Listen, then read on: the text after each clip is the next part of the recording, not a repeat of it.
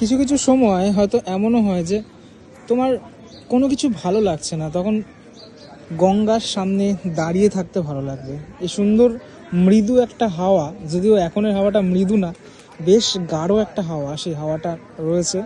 কিছুটা ফগ সামনে দেখা যাচ্ছে, এখন 4টে বাজে ঘড়ির কাঁটায়।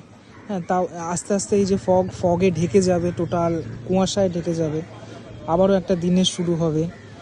এরকম মানে একা একা দাঁড়িয়ে থাকতেই ভালো লাগে। হয়তো কেউ নেই এই মুহূর্তে, যেরকম আমার সাথে কেউই নেই, মানে একাই আছি।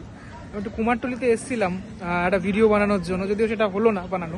তো তারপরে একটুখানি আসলাম, জাস্ট ঘুরতে আসলাম, একা একাই ঘুরে যেতে আসলাম এই গঙ্গার পাড়টাতে। যখনই আসি কুমারটুলিতে তখন আসি মানে একা একাই ঘুরে যাই। এখানে বেশ কিছু এরকম পানাগুলো রয়েছে, পরিষ্কার করা হয়েছে যেহেতু। একটু আগে একটা কাকু এখানে কাজ করছিল, এই যে এই পোর্শনটাতে কিছু কাজ হচ্ছিল। এই বাঁশগুলো এখানে রাখা কেন আমি জানি না। সামনে শ্মশান রয়েছে, যেখানে একদিন না একদিন তোমাকে মানে যেতেই হবে। এটা বাস্তব, চিরবাস্তব। যতই তুমি মজা করো না কেন লাইফে, যতই আনন্দ করো না কেন, যতই কষ্ট পাও না কেন, একদিন না একদিন আমাদের সকলকেই যেতে হবে এখানে।